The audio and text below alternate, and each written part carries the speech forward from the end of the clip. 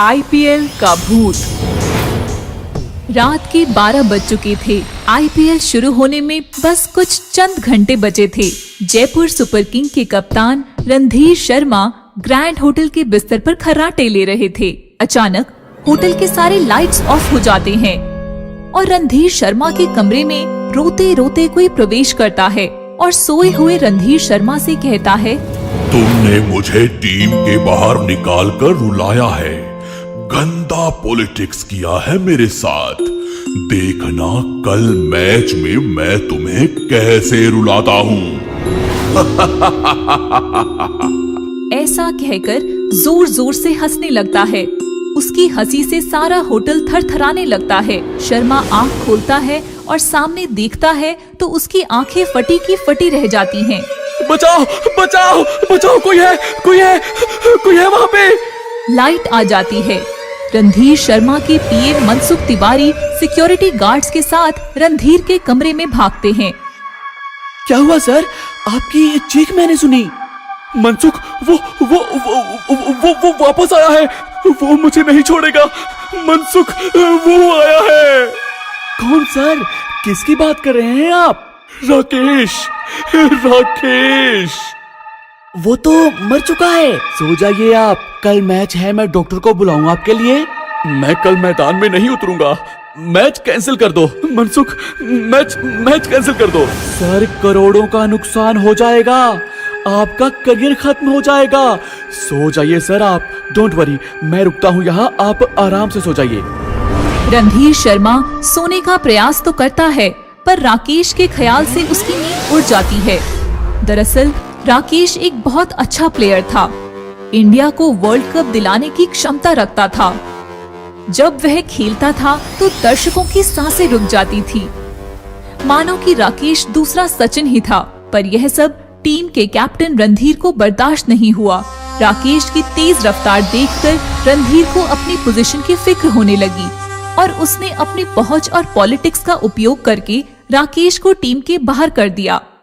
इस तरह राकेश के करियर को कुछ ऐसा ब्रेक लगा कि फ्रस्ट्रेट होकर उसने आत्महत्या कर ली।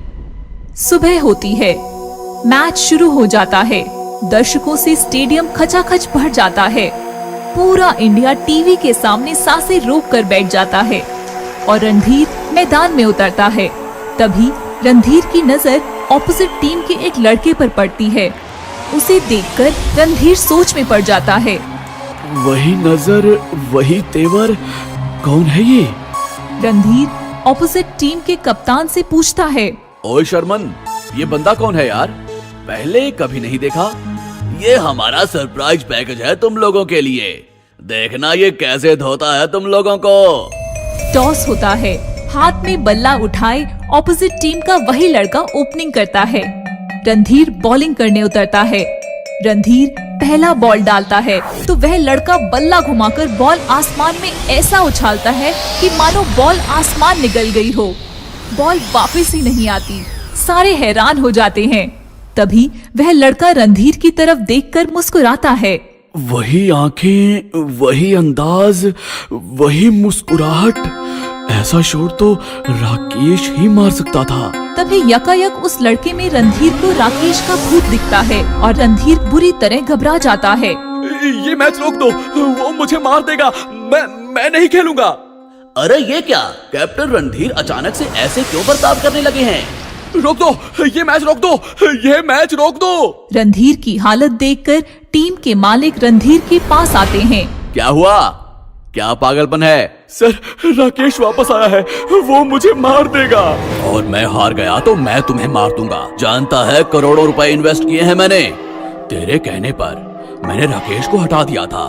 वो होता तो कम से कम ये दिन तो ना देखना पड़ता। पागल हो गए हो क्या तुम?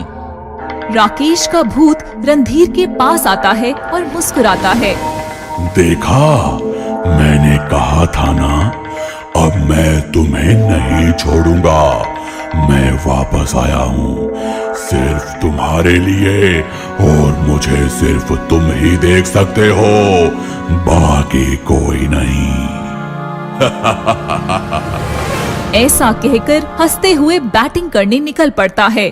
रणधीर बुरी तरह डर जाता है। पर वह कुछ नहीं कर सकता। रणधीर कांपते कांपते बॉल फेंकता है तो राकेश का भूत जोरदार पलटवार करता है तो बॉल सीधे राकेश के पेट में आकर लगती है। राकेश जमीन पर गिर जाता है। स्टेडियम तालियां और चीखों से गूंज जाता है। रणधीर समझ नहीं पाता कि उसके जख्मी होने के बावजूद भी यह शोर कैसे।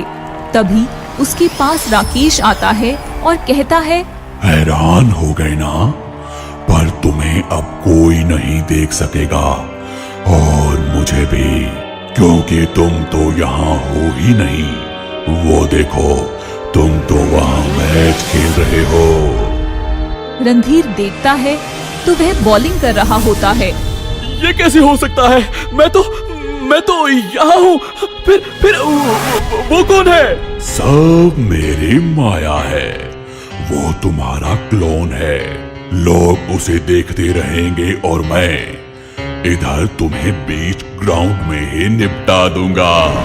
मैं चाहता तो तुम्हें कल रात को ही मार सकता था, पर मुझे तुम्हें यहीं मारना था, इसी ग्राउंड पर।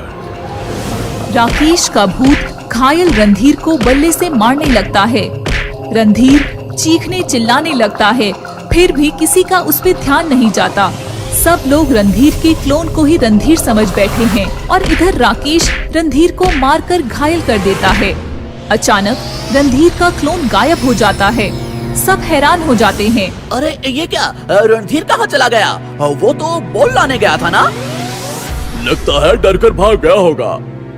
लगता है रणधीर शर्मा हार के डर से मैदान छोड़कर भाग गए हैं और उन्होंने जीत अपोजिट टीम की झोली में डाल दी है।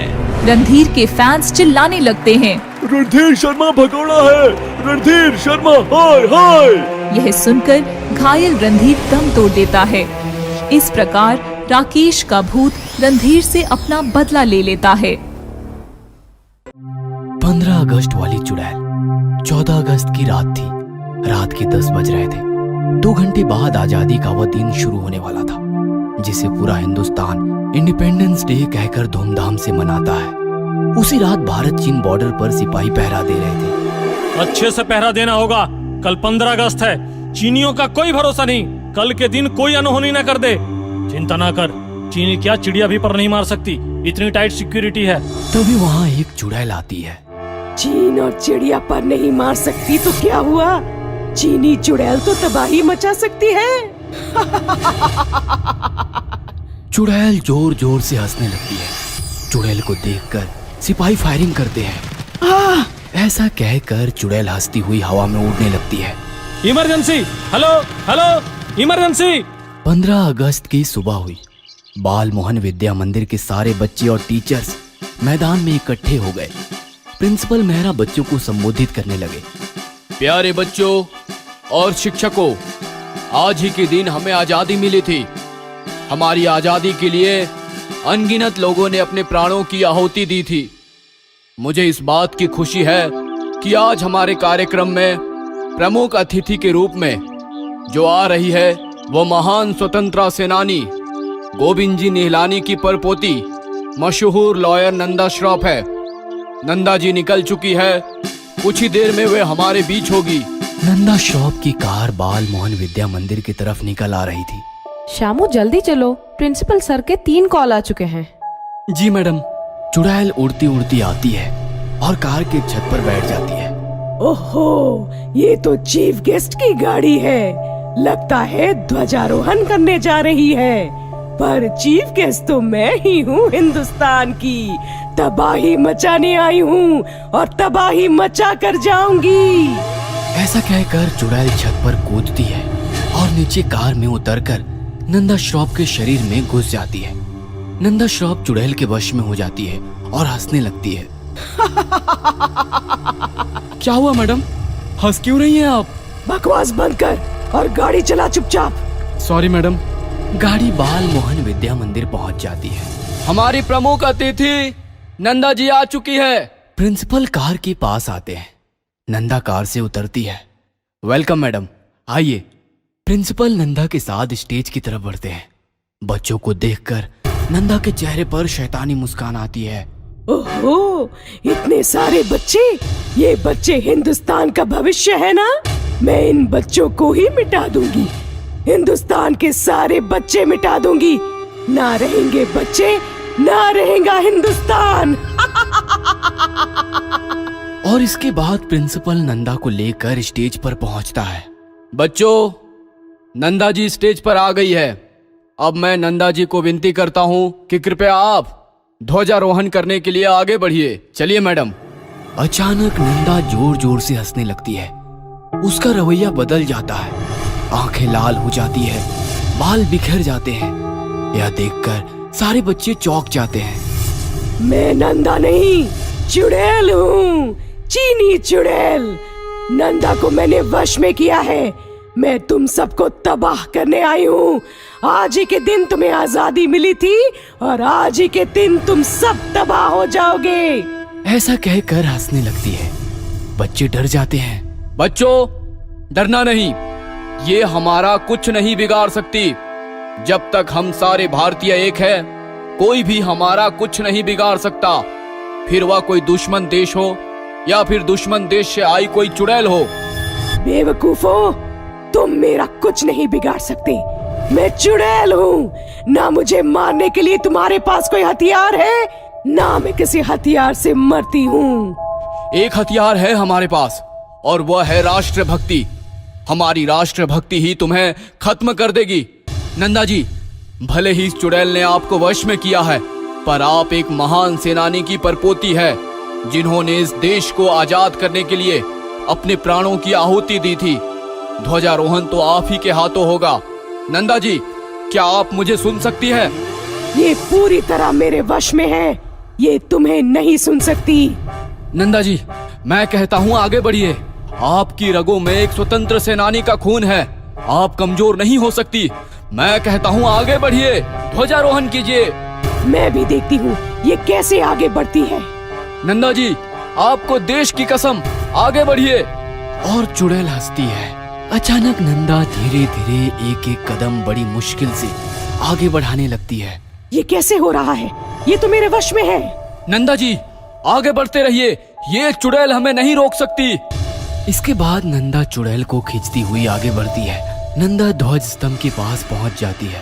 बच्चों, डरना नहीं, मुझे विश्वास है हमारी राष्ट्रभक्ति के आगे यह चुड़ैल टीक नहीं पाएगी। हमारी राष्ट्रभक्ति का इम्तिहान है। एक साथ सावधान। सारे बच्चे बिना डरे सावधान की स्थिति में आते हैं। नंदा जी, तिरंगा फहराइए। और नंदा हाथ आगे बढ़ाती है और ध्वज स्तंभ को छू लेती है। जैसे ही नंदा ध्वज स्तंभ को छूती है, चुड़ैल नंदा के शरीर से चीखती हुई झटका खाकर बाहर आती है। भारत माता की जय! भारत माता की जय! और इसके बाद बच्चे राष्ट्रगीत शुरू करते हैं।